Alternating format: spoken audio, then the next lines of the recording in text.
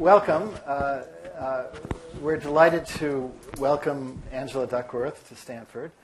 Angela comes to us from University of Pennsylvania, and just as a very brief couple of biographical notes, she actually, before she went to Penn, she was a math and science teacher in the Bay Area. Yes, and in New York and Philadelphia, but a long time in the Bay Area. Okay, and living in San Francisco for a while.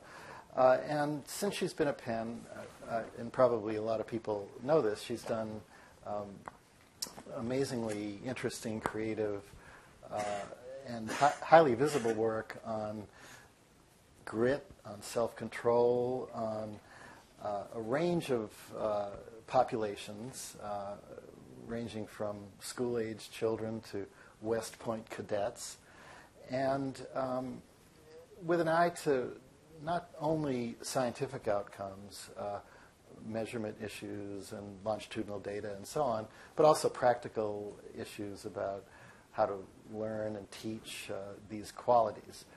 I actually the first time I ever heard of Angela was maybe about almost 10 years ago, I think, when... What? Really? Yeah, when Marty Seligman sent me a paper, a manuscript, and the title of it speaks for itself.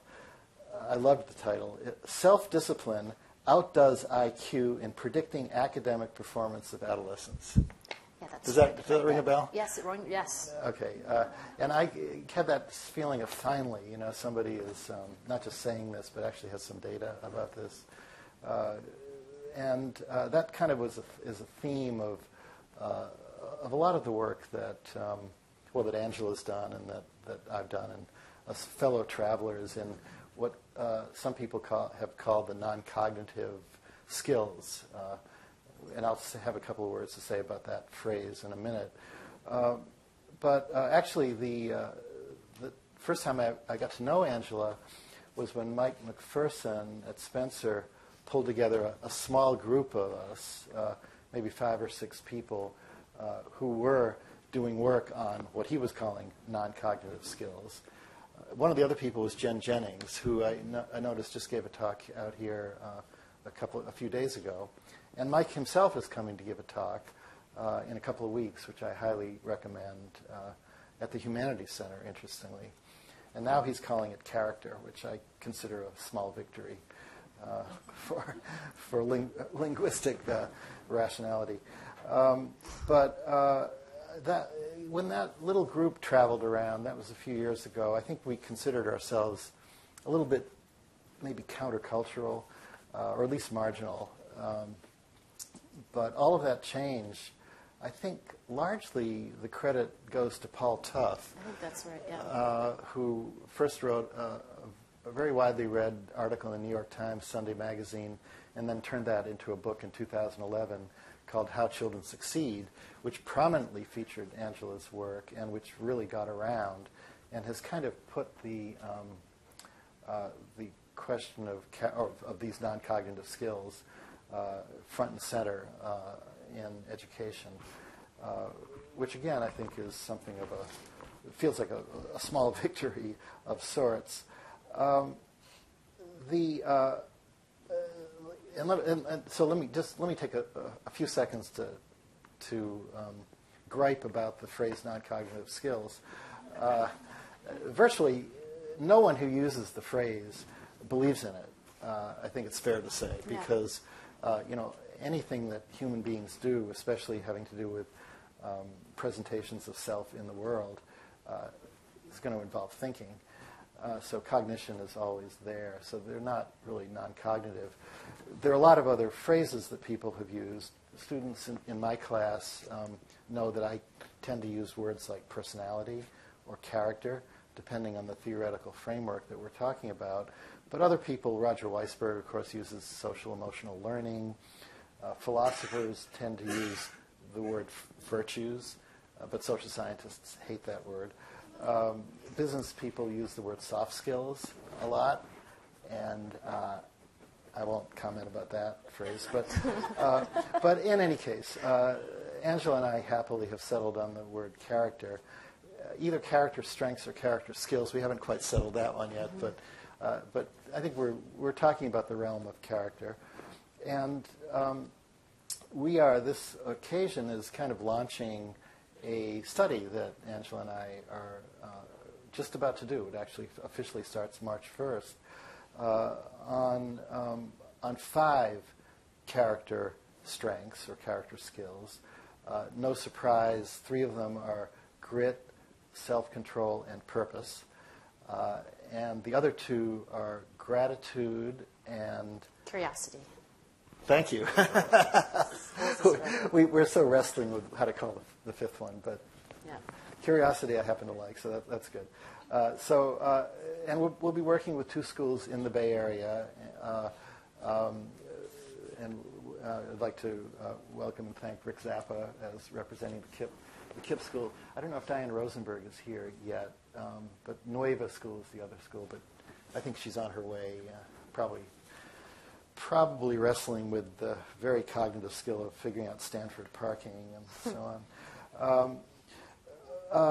And we're also working the project is, we're looking at these character strengths as they develop. It's a short-term longitudinal study, develop over a relatively short period of time in early adolescence, and how they interact, and how to measure them in a way that not only social scientists, but also teachers and other people could get a handle on them. And we're partnering also with a group in New York associated with the KIPP Foundation, a group that's part of the Character Lab, which is something that Angela also started, who will be making somewhat sizable grants for people to do interventions and try out experiments in schools to foster these character strengths using the measures that Angela and I will be working out. So it's kind of a big, messy, I think intentionally messy, right, ambitious venture that we're just about to launch. And I think that we are we're excited about it. I think we're also approaching it with a good deal of intellectual humility, which is also a character strength that we're trying to cultivate in ourselves, and which happily one of our Stanford graduate students, Tennille Porter, is actually studying. So we'll have some informed data on maybe that will help us be intellectually humble as we go into this venture. So what we're going to do today, I had promised everyone that there would be no presentations, no lectures. Angela hasn't prepared anything. But it's really a question and answer format, and I'm going to start. I told Angela I would start by asking her 3 questions. I couldn't quite keep it to 3, so there'll actually be 4. But then I'm going to open it up, and anyone is free to ask questions or make comments or statements or tell us what you're doing.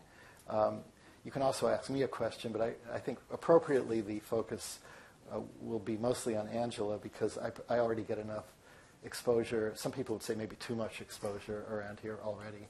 So a lot of the questioning will be directed to Angela, but I'll be happy to put my 2 cents worth in, at any point that it feels useful or interesting. So with that said, let me start.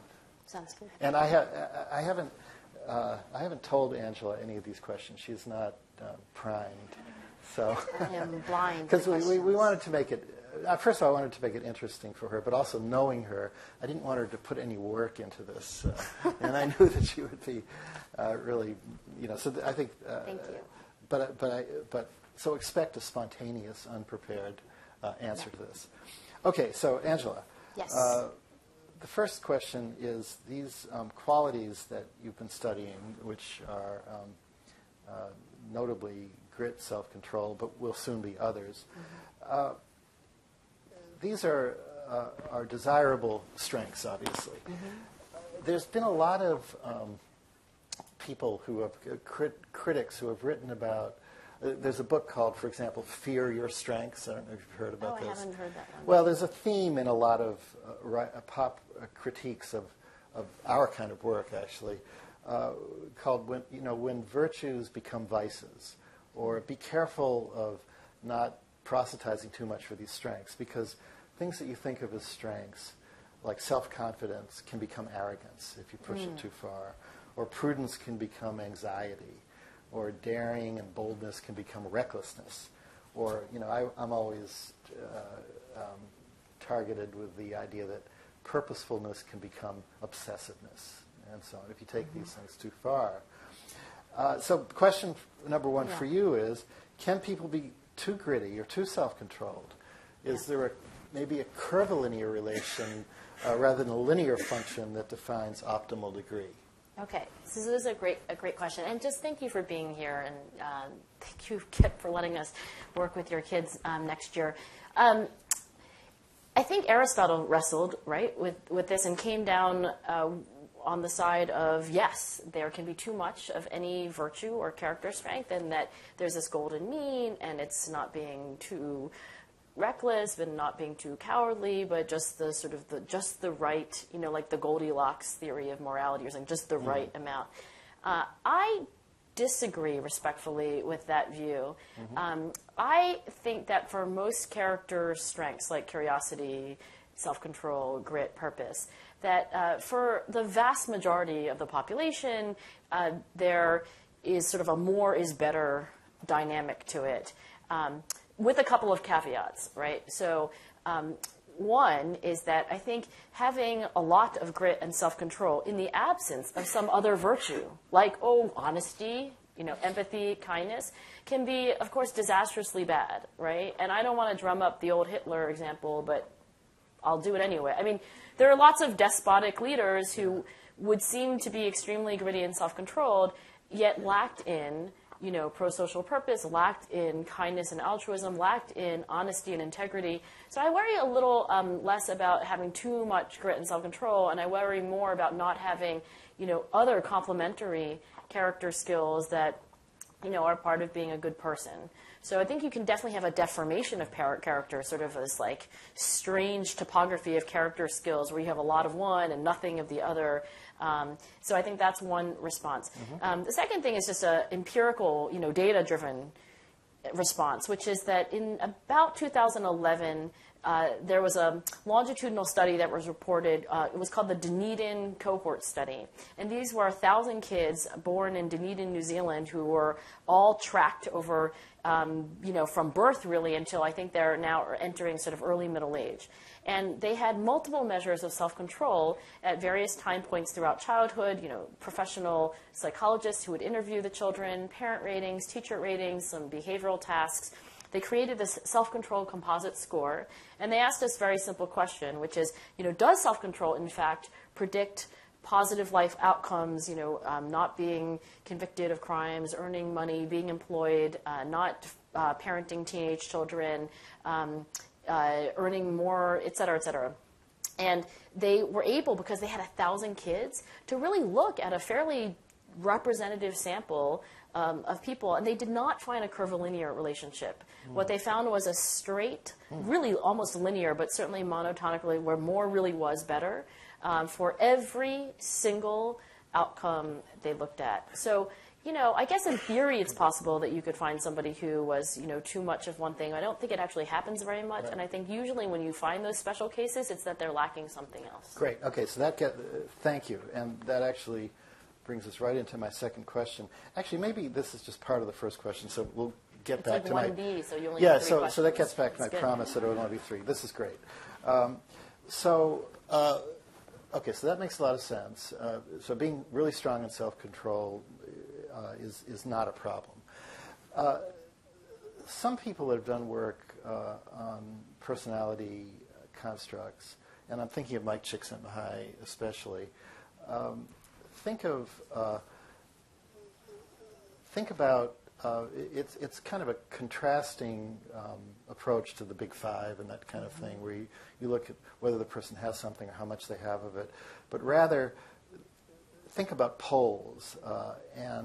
For example, Mike's poles that he's written about are divergent and convergent thinking, or discipline and playfulness, which actually would be a little bit related to self-control. You imagine self-control and some kind of intuitive, impulsive...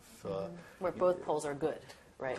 That's the point. So what Mike has found is that, especially in high-performing populations like geniuses, they're strong on both. It's not that they're either one or the other. Ah, right. That's interesting. It's strong on both. That's the high performance, rather than this person is an extrovert or an introvert, or has energy or quietude. These are the poles that he's worked with. Yeah. And so I wonder what you think about that. So do I think about that like for grit, for example? Could there be two poles, and could you be high on both? And then or self-control especially would be self-control. I will say, so the stronger the better. So that would fit into your on both. So here's what I think. So I think that self-control. Actually, there's a lot of people who care about self-control. I think Walter Mischel has a new book coming out on the marshmallow task, and his first real trade book, right? For the run-of-the-mill New Yorker reader, right?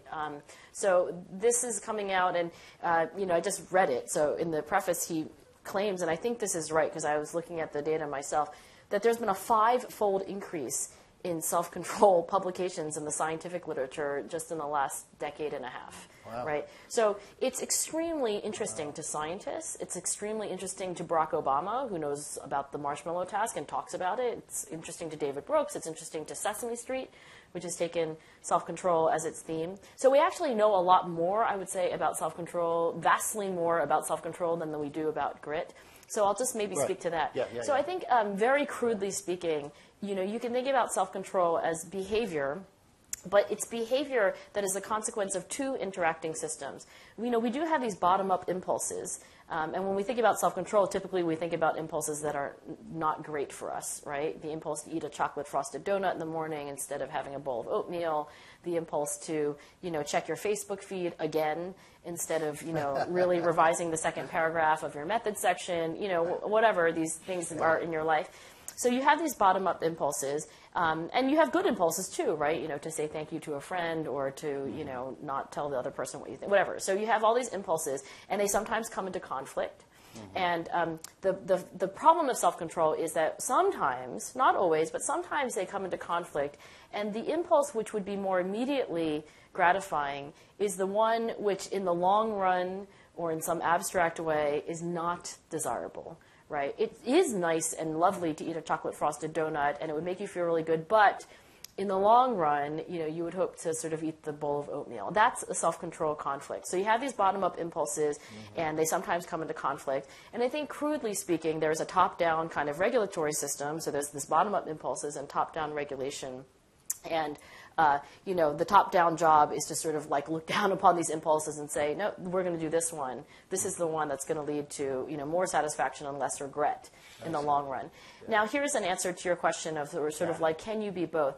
There's not enough data, but it does seem that kids who have very strong impulses, say approach impulses, sensation-seeking impulses, approach impulses, experience things and do things, that can actually be really bad. It predicts if they have poor self-control. But those kids who have really strong impulses and really strong top-down control, at least in one study of 900 adolescents that we did, those actually were the most successful kids.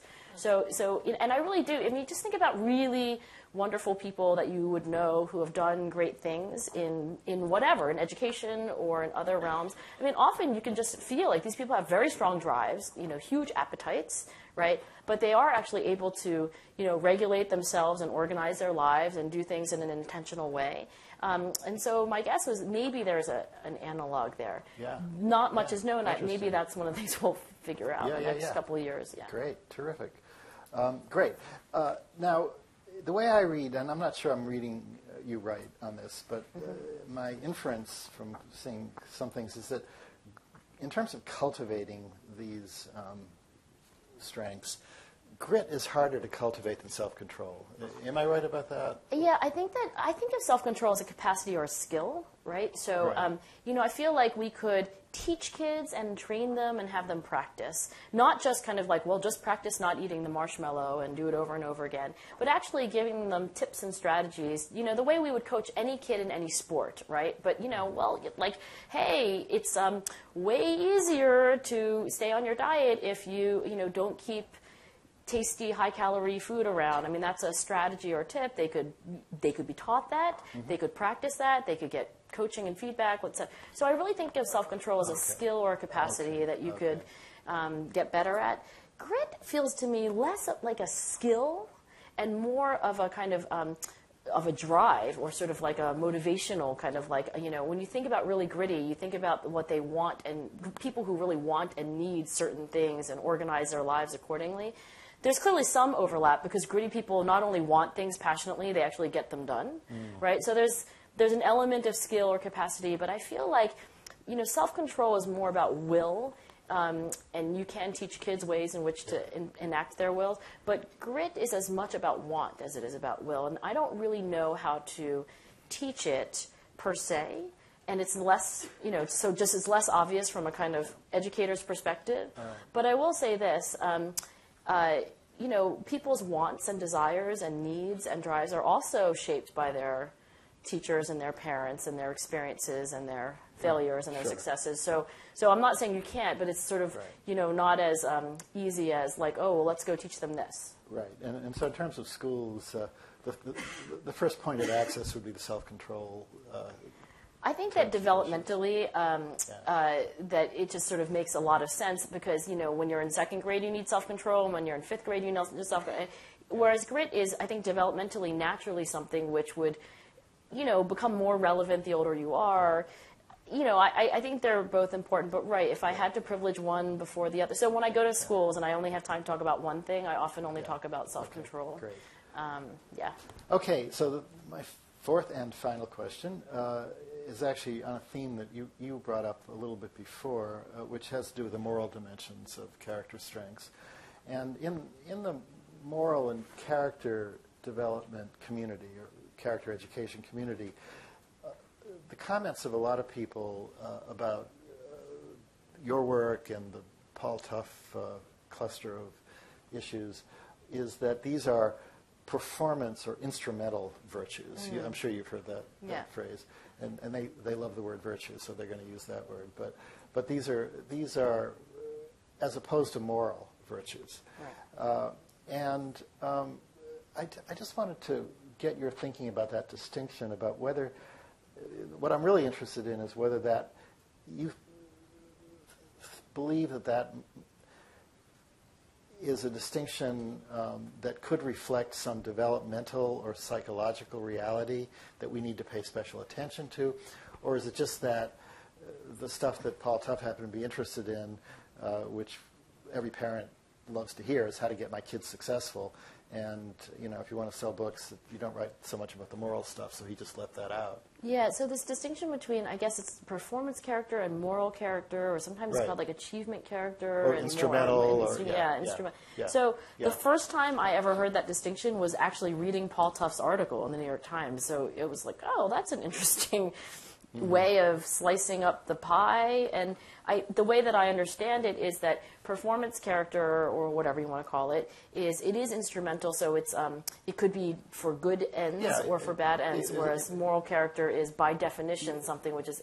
You would care if it's good grit. Ethically positive, that right. Would be, so there could be good grit and bad grit, but there can only be good kindness, right? There's only one kind of kindness, and there's only one kind of altruism. The moral things are like honesty, compassion, fair-mindedness. Gratitude would probably be in there. Gratitude would be there, for sure.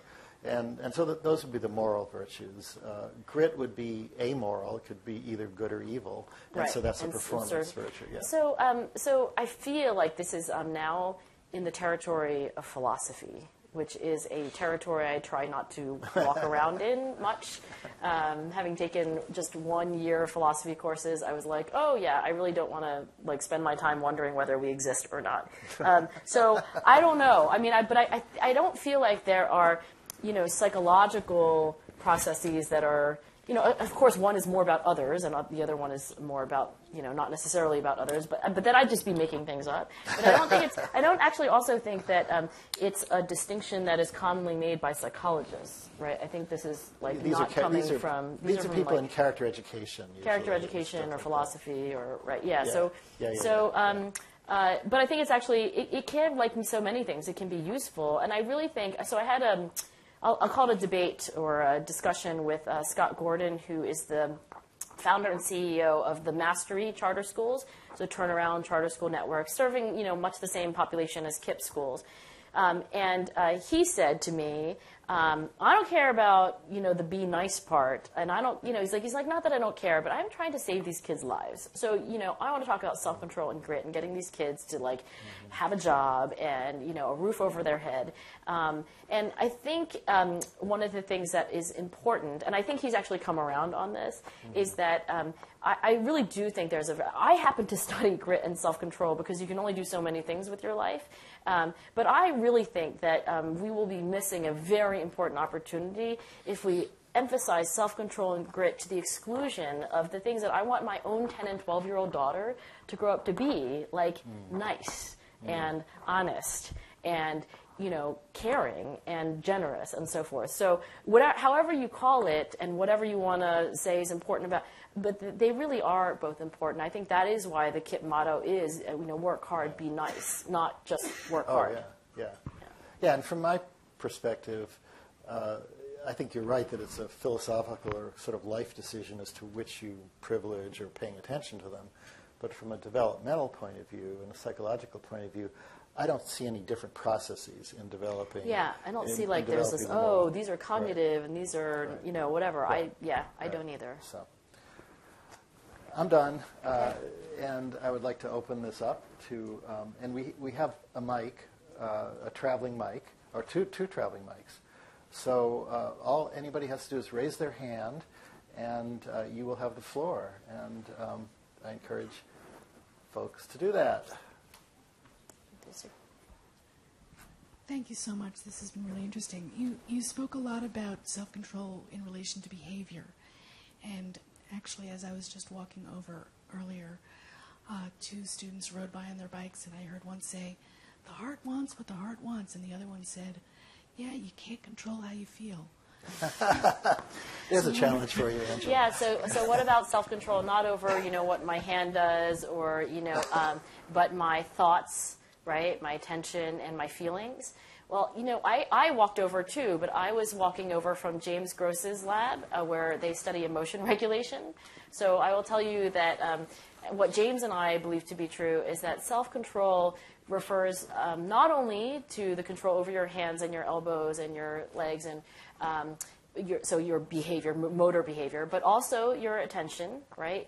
Which, by the way, William James said about 100 years ago that really it's all about the attention, because if you get the attention under control, everything else will follow. So it's not only about your behavior, but yes, definitely crucially about attention. And then we would argue about feelings too. So just to channel my inner James Gross, I think that, which would be a great thing, actually. If I could just do that all the time, I would be in great shape. But that we certainly have emotions. So, it's certainly true that they, do have something of a life of their own, and they come unbidden, right? I mean, that's kind of what makes them emotions. But we actually, as human beings, have the capacity for emotion regulation. So we can actually do things to, just to give you one concrete example. So what if you're on the subway and you see, teenage boy and they're Latino, and immediately you're afraid, right? So, and maybe you have some awareness that, this is activated for you, a fear response. You can actually, with some intentional, voluntary, say, I'm going to try to reappraise this situation. I'm going to try to pay attention to some cues that are here, like he's actually very well dressed and he happens to be with his mother and he's carrying a book bag, and I'm going to pay attention to those cues, reappraise the situation, and before you know it, your fear response will be diminished. So I think we do this. I'm a parent, and I feel like the whole thing about parenting is emotion regulation.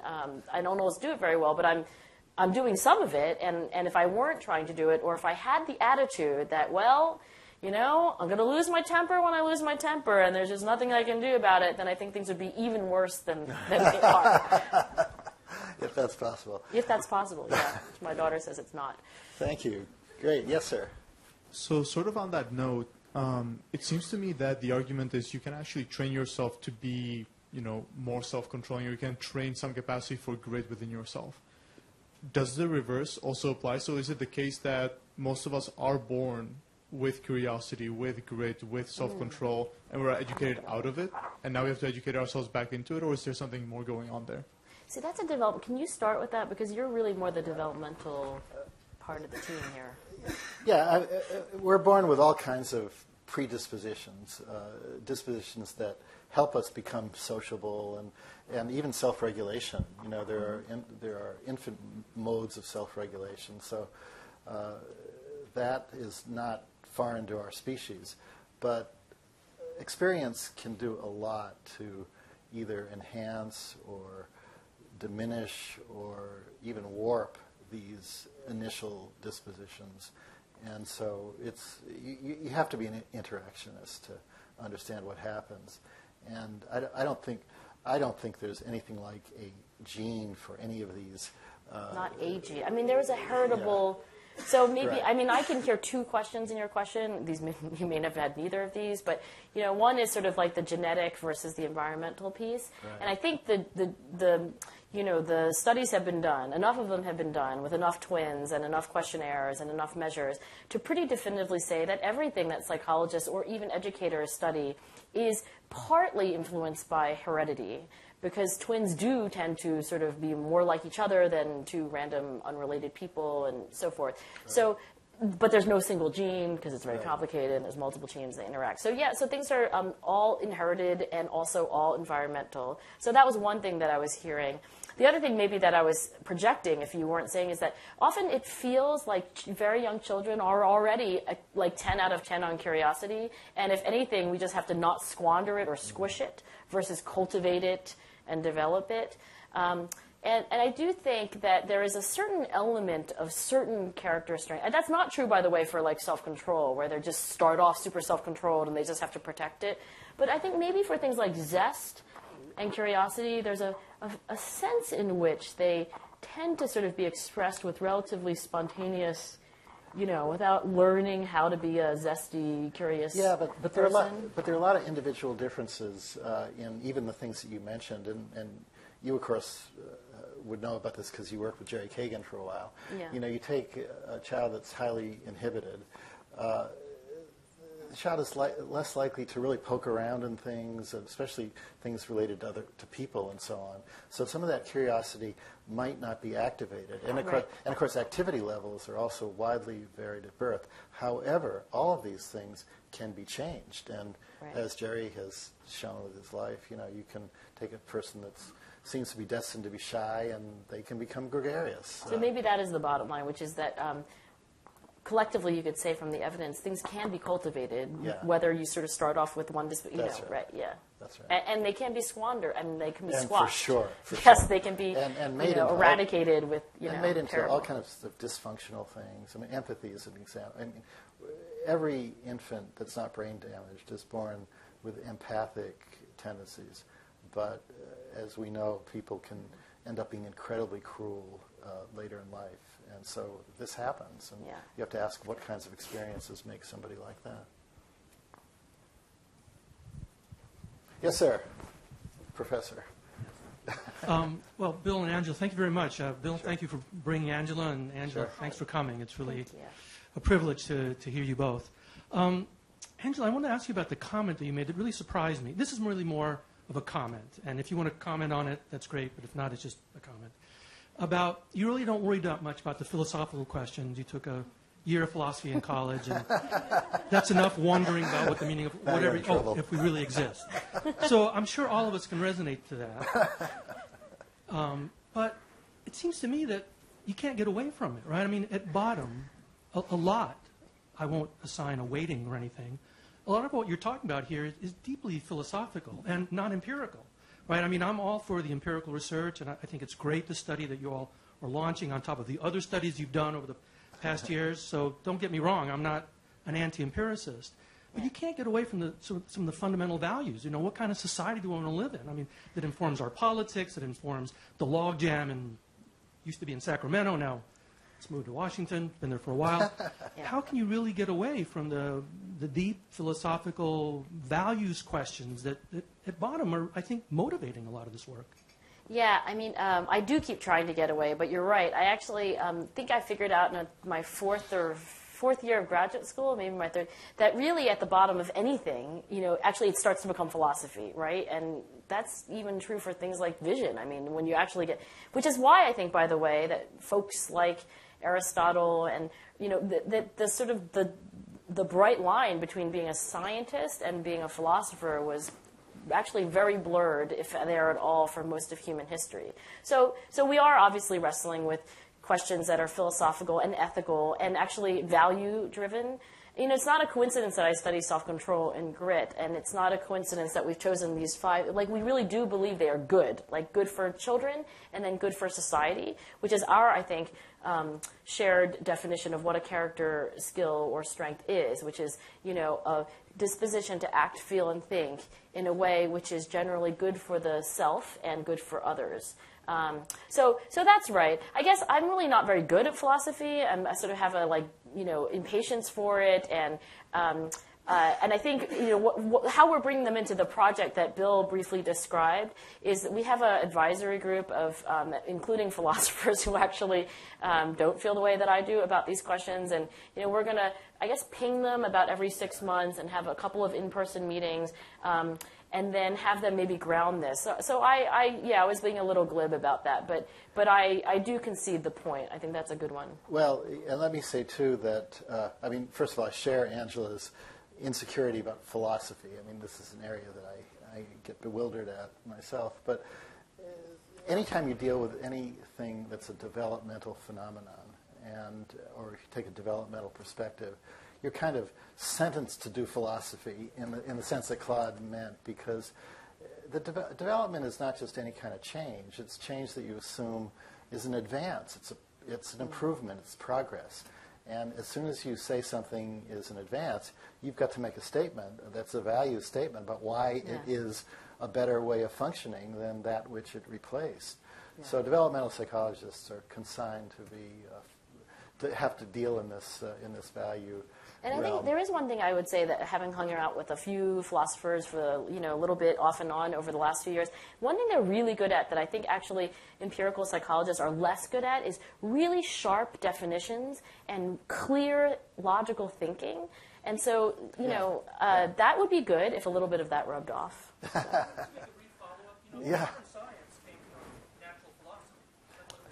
That's true. Yeah, good.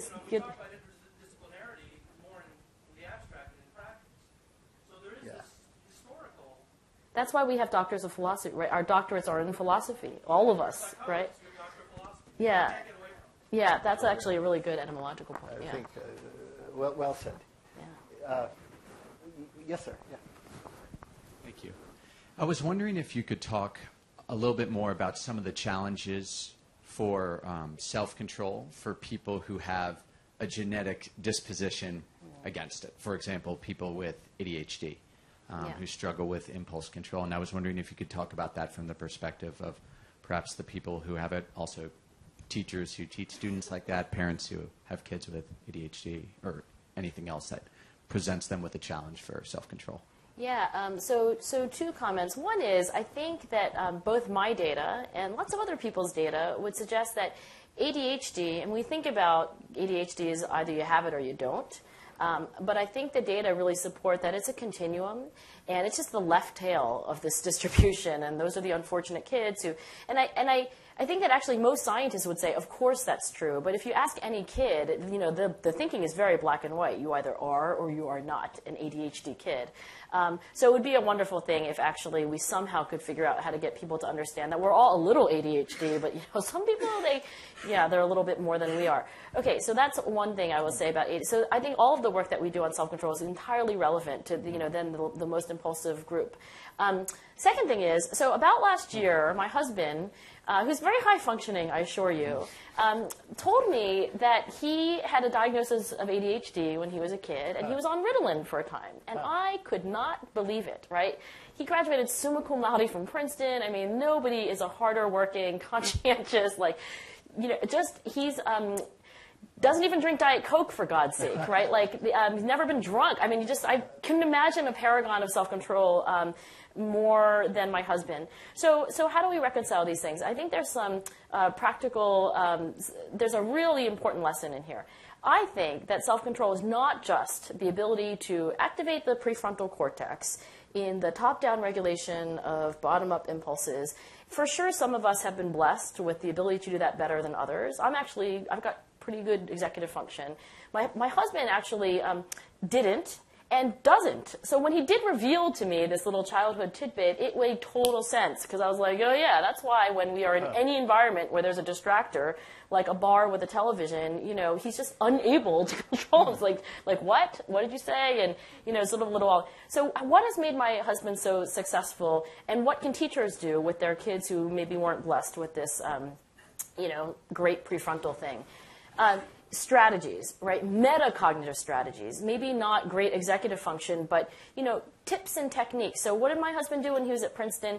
He figured out that he was not very good at studying when there was any distraction. He picked the carrel in the library in the farthest corner where nobody ever went, and he studied there from like 10 o'clock at night to, 3 in the morning when nobody was awake. So, so it was a strategy to kind of circumvent what was a sort of native deficit. And there are many, many more than that. And one of the things that I'm here at Stanford to do is talk to Bill, and the other thing is to work with the psychology department, trying to organize and understand better what are the different strategies that kids could use.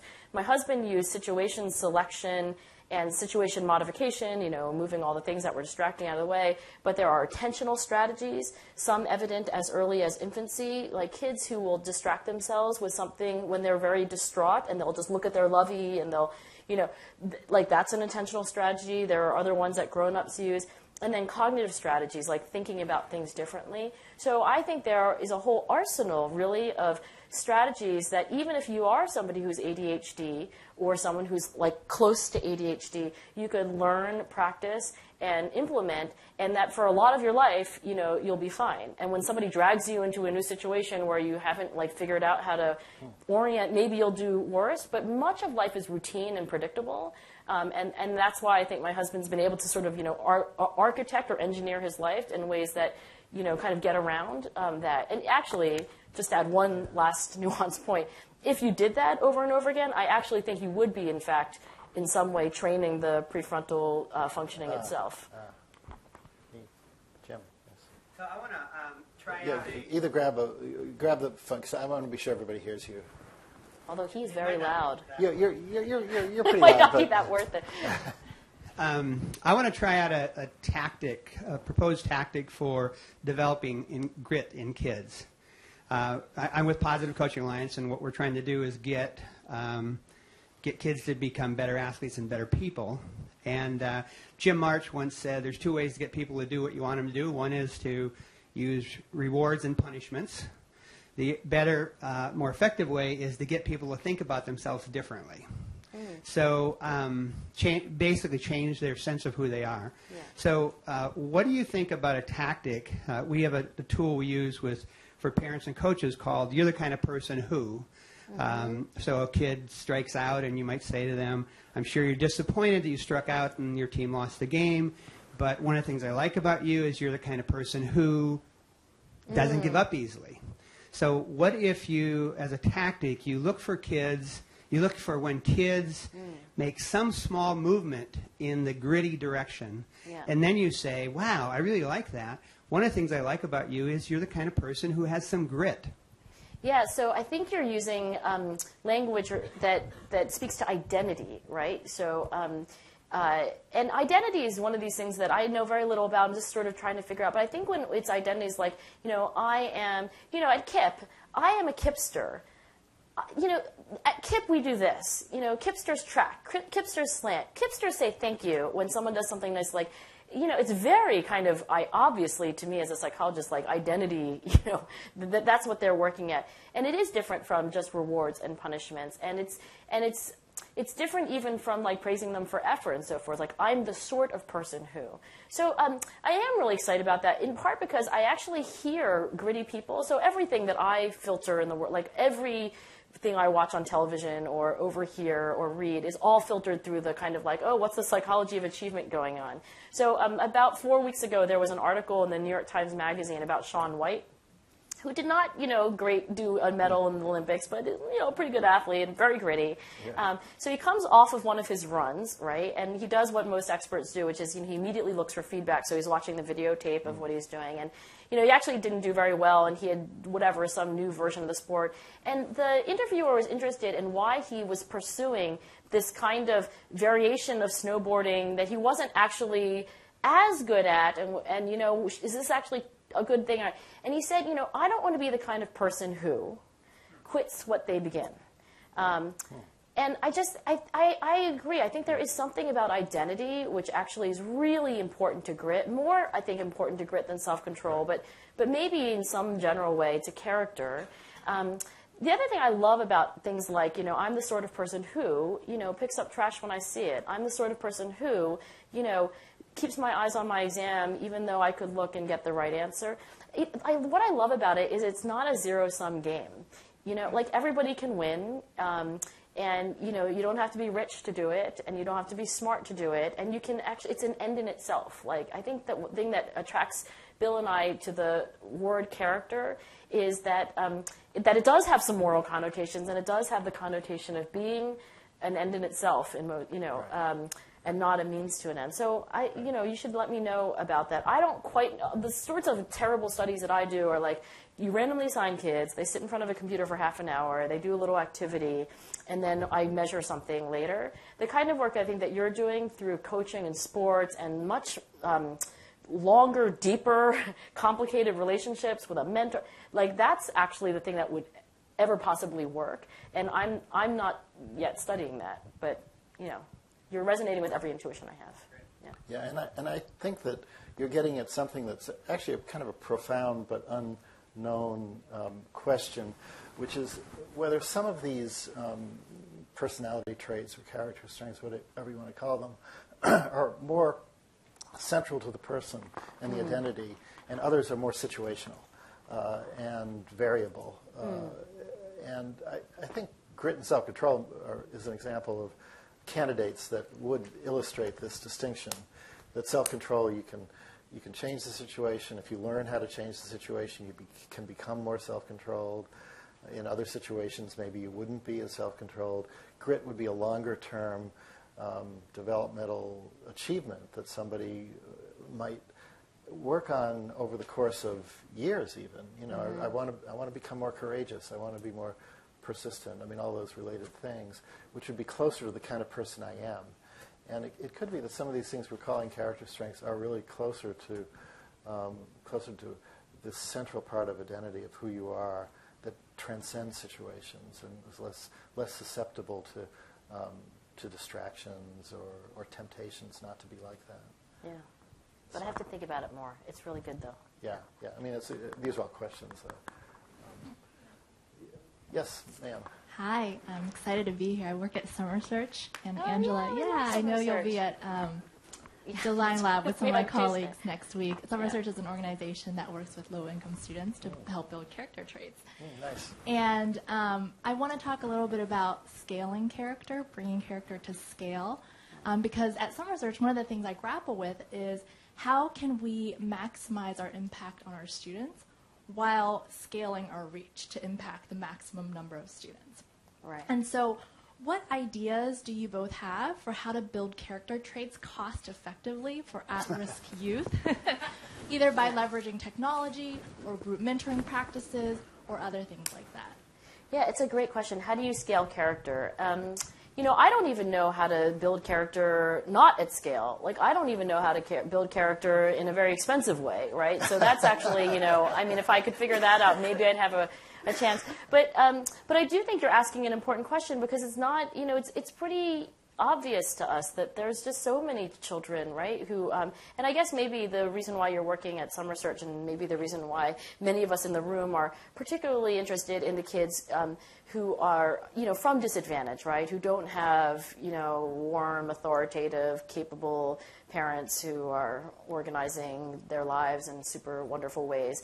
So we care a lot about those kids, right? And there are so many of them, right? So it really is the right question to ask. I guess I have two thoughts on it, just circa today, late February in 2014. One is, ongoing right now, there is a MOOC. So in this direction, Dave Levin at KIPP decided to create a MOOC, which I don't even know what it stands for, but it's like that online course thing, massively online. Oh, course. Okay. Open. Thank you. Open course. Okay. So it's free, and it's on Coursera, and it's how to teach character. And I don't think it was to represent that he has actually figured out how to teach character, but it does represent that he's been thinking about it, and he goes and interviews Carol Dweck, and he goes and interviews Walter Mischel, and he does a little interview with me, and he interviews, Greg Walton and Marty Seligman, and, asks them these questions about, okay, you're a fourth grade teacher, this happens, what do you do? So I think that's one way of trying to at least scale what small, crude insights we have right now. And I think actually the way Coursera works is that when it's done, it's done. So if you're interested in, I think you should probably go online and register and watch it, because I think they take it down. The second thing is, I've been asking, so just recently I started working with Roland Fryer, who some of you may know. He's this iconoclastic Harvard economics professor. And I will say this, and I would say this in his presence. He is a large black man who is someone who could have actually, become a drug dealer and, any number of things. I mean, that was sort of the way his life history was tending. Instead, he is a full professor of economics at Harvard. And we were having this conversation because he wants to work on grit and these things, because he is now seeing from his perspective that this is a very important of the puzzle of social inequality and economic opportunity.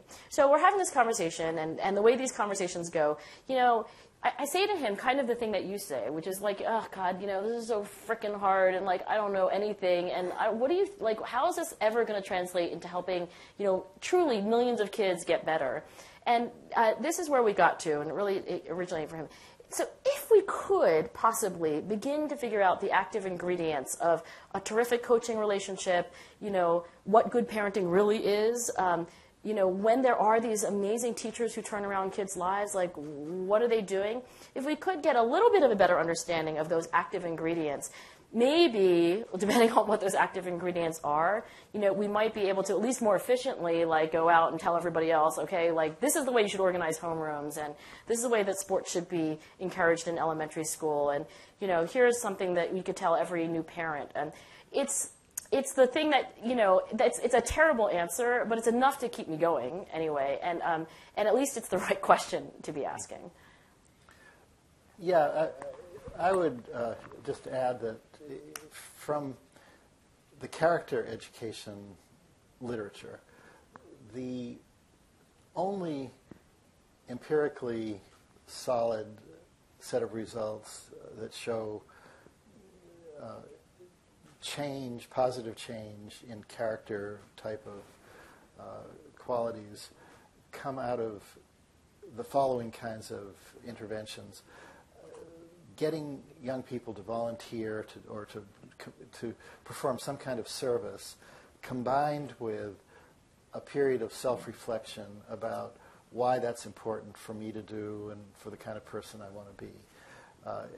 And there's been a bunch of studies like this that come out of service learning or come out of community service sort of thing. And if you do one without the other, the self-reflection without the actual service over some period of time, or the service without the self-reflection, you don't get the results. If you do that combination in the right What does it increase? Does it increase purpose, or does it increase all aspects of character, like curiosity and self-control? It even increases things like honesty that aren't necessarily, that you wouldn't think aren't directly part of the experience, which I'm not sure people understand, other than this idea that, well, I guess I want to be a good person or something like that. So maybe that this gets back to the kind of identity thing. Yeah, because what you've done is you've certainly changed does. somebody's identity of like, oh, I'm the sort of person who. And that's how it's treated in the literature. And of all the millions of character education interventions, giving kids the 6 pillars of virtue, or and so on, this is the only one that has actually clear empirical results. So that I just throw that out. That's interesting. I don't know if that's cost effective, or it probably isn't. I would throw in one other that doesn't have any data behind it. That I think that inspiring students with exemplars, people that they can relate to, and not far away historical people that are very foreign, but somebody that they can really imagine comes out of the same setting as they do and shares their own imperfections. I think that kind of education, that kind of educational message and experience can be inspiring for a lot of young people, but we don't really have the studies to back that one up. So, Angela, since you mentioned Greg Wilton and Carol Dweck, and since you study self-control, I was wondering if you might be able to weigh in on your take over the debate they're engaged with Roy Baumeister about whether self-control is more like a muscle or less like a muscle and more like a limited resource that we use up, and what implications that might have for how we think about interventions. Yeah, so for those of you who are not familiar with this self-control ego depletion model, as it's called, Roy Baumeister, who's really a prominent, important social psychologist at Florida State University, came out with a theory, really now it's like 15 years ago, but it really took over the field and dominated much of the research for that time. And it made the claim that self-control is a resource. I mean, it depends on your metaphor. It's a resource that runs out, or it's a muscle that gets fatigued.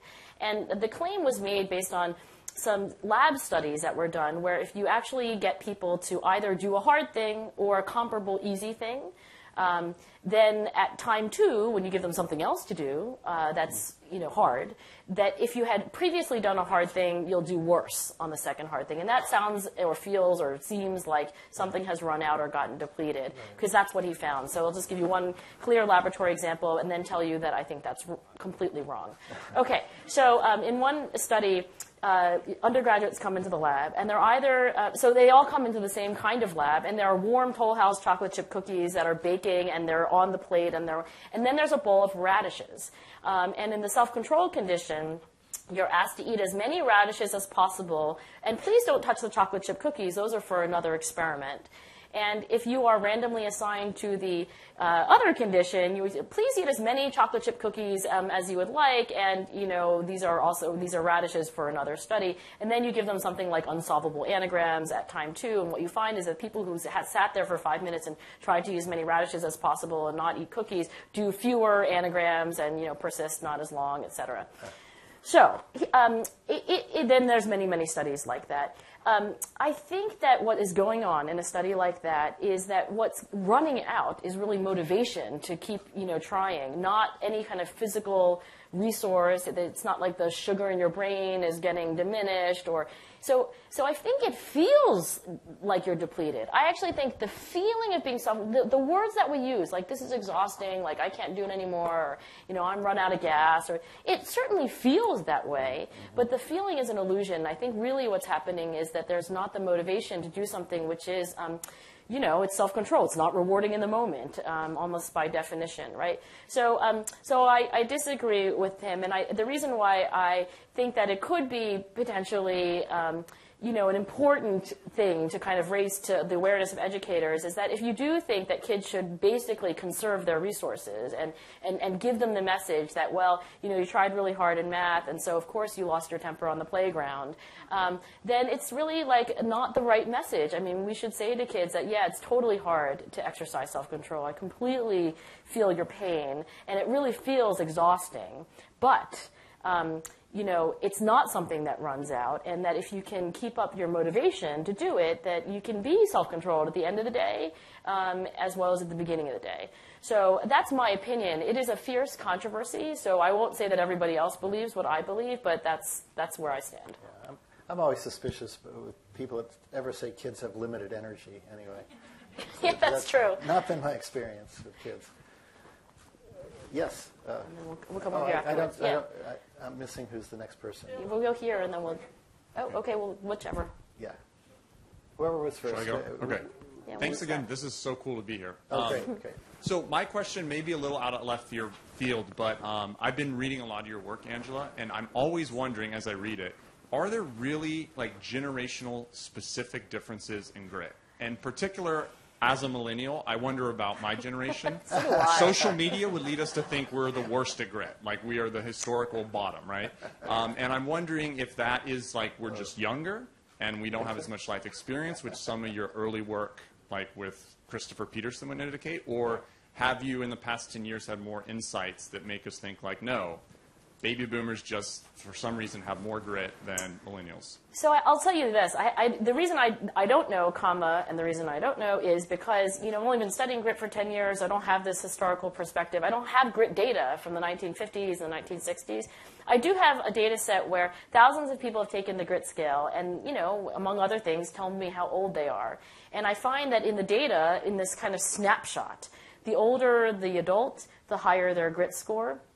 And when I first collected the data, my immediate conclusion was that you get grittier with age.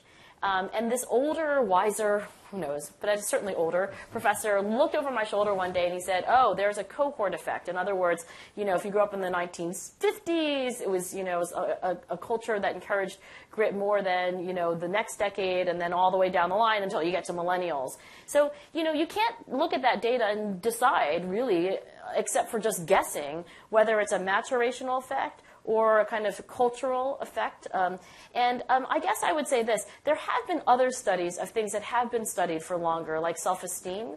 And in those data sets where you do have self-esteem from the 1950s, the 1960s, and 1970s, there is a debate. And some psychologists think that really there are these cultural effects. And in particular, for the case of self-esteem, the claim is that self-esteem has gone up and up and up, right, almost too high. But there is another group of psychologists who use the exact same data, and they analyze the statistics a little differently, and they make different assumptions, and they come to the opposite conclusion, which is that every generation complains about the next one, and it's always that the young people are too lazy, and so I really don't know, but I will just say one thing. And it's not data, it's just anecdote. I do wonder about kids who are given the message, it seems to me, as undergraduates at Penn seem to be given a message that, that it's okay and maybe a good thing that you would switch around a lot in life. That you would do management consulting for 2 years and then you go back to law school, and that many people who go to law school end up actually, going and doing, consulting, and then, you could always go back to medical school, and there is this kind of, it feels to me, a cultural credentialing or okaying of just like a lot of kind of, cross-fertilization, and people love to say that about entrepreneurs and so forth.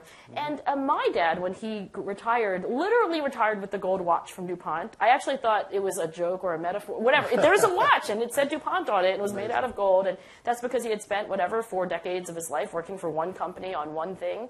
Yeah. So I do kind of think that there must be some effective culture or media that kind of grabs your attention in a million different hyperlinked ways. But I can't really say from the data, and I do suspect there is a part of this, which is, older people kind of complaining about young people, again, as they always have. For sure. But you're a little older than me, so what do you think? Well, a lot older, and I try to always resist my strong tendency to say the world is going to hell in a handbasket. But I noticed in our data on purpose that. Especially in the 20-somethings who we've interviewed, I was always amazed when we would find 28-year-olds, lots of them, who had already had 14 jobs, for example. And they just seemed to be moving around like crazy. And yet, I think what we finally figured out is that, first of all, the lifespan is longer now, and there's a lot of prospective thinking, as our friend Marty Seligman thinks. And people are aware of this, so they're kind of taking their time to sort things out. And there's a lot of sense of learning and positive forward movement, even amidst this kind of skipping around and so on. So I think for people that have that sense of direction, I don't take a anxious view of that at all. I mean, I would just say this, though. I think that regardless of whether you're a millennial or you're, in your 40s or what, I think there can be a danger of sort of, always thinking about what you're missing by doing what you are doing. So I had this wonderful 22-year-old who, I guess she's a millennial, right, Sue, who worked with me, and, it's just constantly like, well, should I be in this lab or should I be in a clinical lab? Maybe I should be in a clinical lab, but of course this lab's, and, she was tortured by it, and I do think that, some amount, in open water swimming apparently, which I do not do, but just as a kind of analogy here, I think in open water swimming, the general advice is that you don't want to spend a whole lot of time, like, deciding on where to go, because at some point you have to just go, and then, like, put your head up again. And I feel like maybe, at least with some young people that I know, there's so much kind of, like, looking around and deciding and reorienting, and it would be a healthy thing to just say, you know what, for the next 2 years, I'm going to work my little butt off and get as much out of this job as I can. At least I wish that's what she had said before she quit. Okay. So maybe I'm just unhappy about that. Sorry, there was this question over here. Thanks for being here. I'm a former teacher from Philadelphia, too. I didn't have the grit to stay, which is why I'm here. Maybe you're doing something else? But so it seems clear both that grit is good, and it seems like grit is kind of fixed from what you're saying, or that it's really hard to change. Well, I hope it's not fixed, right? I hope it's not fixed. Maybe it would help to talk about just my dog. Well, let you finish the question. Well, yeah, so the question, and I'm thinking particularly about the study you did about teachers, and it seems like it's TFA. You don't have to say whether it's TFA or not. Well, yeah, I'm not supposed to say that. Right. But anyway, it's a novice teacher training organization. Organization that puts teachers in urban and rural poor areas for 2 years. Exactly. And so you looked at... We'll edit that out of the tape. You looked at both their effectiveness as measured by standardized test scores, clear about that, and about whether they stayed or not. And in the first round, in both rounds, grit is normally distributed.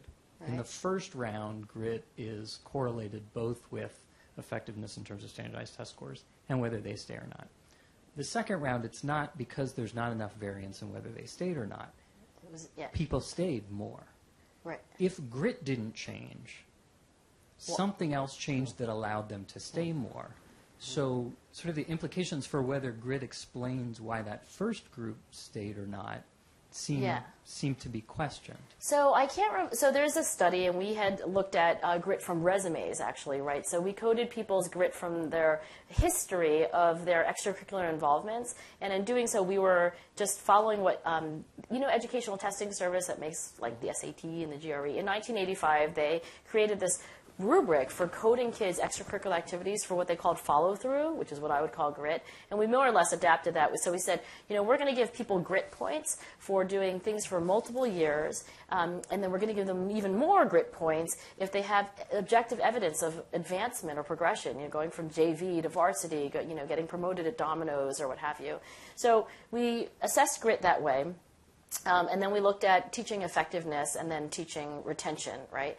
And in one sample, so it predicted, I think, both. And the other one, it was like less predictive. I think it might have been actually because of the sampling, because one was a stratified sample, so there was more variation, and the other one wasn't. I'd have to go back and look. But the other thing that happened at this unnamed teaching organization is that their retention rates really did dramatically increase over the time that we were watching them. And you're right that, human beings maybe they're selecting more gritty people. That's one possibility. But certainly humanity as a whole is probably not getting dramatically grittier from 2007 to 2009. And I think it speaks to a important thing, which is that grit is a characteristic of an individual, but individuals exist in a world, right, in a situation. And I think some situations make it, some situations are such that it makes it easier for you to exhibit persistence and passion for something important to you, and others diminish that. So it could be that Teach for America figured out how to create a support structure and whatever that made it easier for people to behave grittily, even if they didn't, change people's grit. Right, behave grittily, or, I mean, because they were normally distributed, people at the bottom didn't have as much grit, however you define it, and were able to survive because something else in the situation changed. Yeah, so it makes me wonder whether, was it grit that was driving that persistence before? Or well, the way the statistics work, it was grit driving it, at least. But I think you're making a really important and profound point, which is that people and situations, their personalities and their situations kind of interact. And what happens is, so like look at Nazi Germany, right? So that was a situation that, created a lot of behavior that would not have happened in any, these same individuals would not have behaved that way if their situation had been different.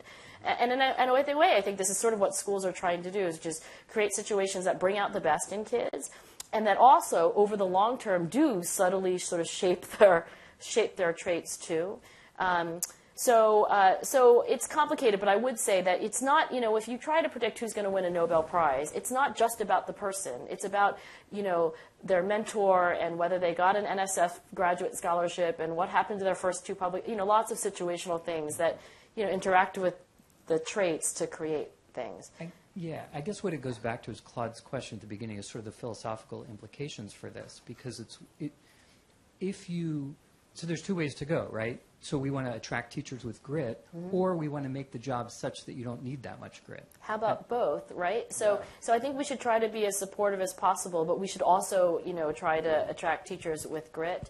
And I wanted to say this one thing. Maybe I just wanted to tell you. So I have this daughter who's, this is on tape. Okay, well, whatever. Don't show it to my daughter, Lucy. So I have this daughter. Well, we've had this open. Really, I mean, she is not the grittiest person in the world, by her own admission or by anybody else's. And it was pretty obvious to my husband and I when she was even 5 or 6 and just so easily defeated by even the slightest challenge. Once she gave up on opening a box of raisins because it was just like too hard, and I knew it was going to be challenging from then on. So she. Also was not somebody who was sort of blessed with having this like really strong focused passion on, X, Y, or, she just was sort of like, kind of liked a lot of things, but really gave up easily. So we had the, very real world situation of like, how would we both create situations which would allow her to express grit most easily, so the and, not the or, right? And also do things in a way that in the long term, she might grow to be a little grittier, than not, right? And so, we did very deliberately. We have a rule in our family called the hard thing rule, which is that everybody in our family has to do a hard thing all the time. So my hard thing is my job, and my husband's in real estate. He's like, I'm out. I mean, this is hard. My older daughter is actually very gritty, so she does ballet and piano. And then Lucy was able to choose her own hard thing. So I'm not Tiger Mom. I don't think we should randomly assign our kids to violin or piano. So she chose, I can't even tell you all things. She went through ballet, she went through piano, she went through violin, gymnastics, track, and a couple of other things. But the caveat about the hard thing rule is there's just 2 things that you have to do. One is that the hard thing has to be a thing that requires deliberate practice on a nearly daily basis. So like things like, pottery once a week don't count as your hard thing. And the second thing is you can switch your hard thing, but not until the tuition payment is up. So, it just forced her to have at least these intervals. So it wasn't like, on any given day she could give up violin. She knew that she had to stick it out for 2 more months. And she also knew that the day she quit violin, she had to be signed up for something else. And I'll tell you that for the last few years, she's been doing viola. Do I think she's going to grow up to be a violist? No, but she does, 25 to 45 minutes really now a day of deliberate practice. She's going to be in the all-city, orchestra. That's something of an achievement. So I do think there are things that we can do to take kids who, maybe didn't start off with life pointing in the direction of being the most genetically gritty person. But we can both create situations that make it easier than harder to express, grit, and then also in the long run could nudge them, a little bit in that direction, which I think is happening with her. Gee, I wish I'd heard that parenting tip about 30 years ago. That would have been great. But, I'm doing a lot of things wrong, too, trust me. okay, we have probably time for about 2 more-ish questions, so speak now or forever hold your peace.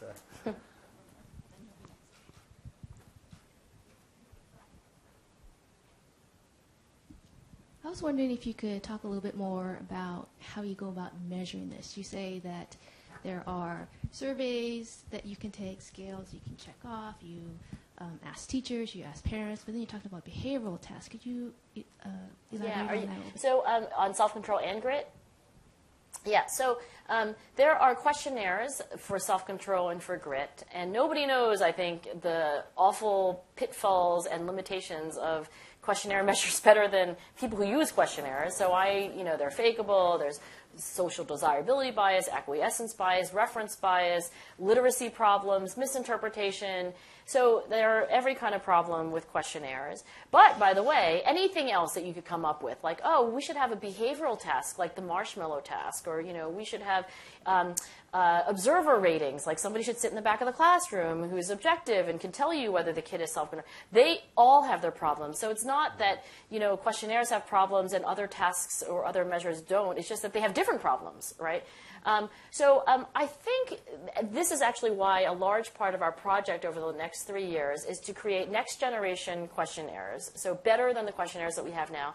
In particular, I think more sensitive to change, because like many people in the room, I'm really interested in formative assessment, so assessment for the purpose of giving kids feedback they can use to get better, not like life sentence kind of feedback. So questionnaires are really not, at the moment, really designed for that. So hopefully we'll come up with some better questionnaires, both for self-report and for teacher report or parents. But also one of the things that's an exploratory aim of the grant is to try to come up with a non-questionnaire measure for each of the 5 character strengths. Probably task measures for most of them, but for things like purpose and grit, we're not sure whether you can invent a little performance task. So we're working on it. I mean, maybe in a couple of years we'll say more. But this is why we go to mixed methods. We realize that every window into this is limited, so we try to do as much as we can, including interviews and everything. One more question. I think it was here, right? Or maybe. Oh, there you go. Okay. Does anyone know? We satiated you. So actually, this is perfect. We actually we got to the point where nobody has any more questions. We solved all the problems. That's right. So thank you very much. Thank you very much. Thank you.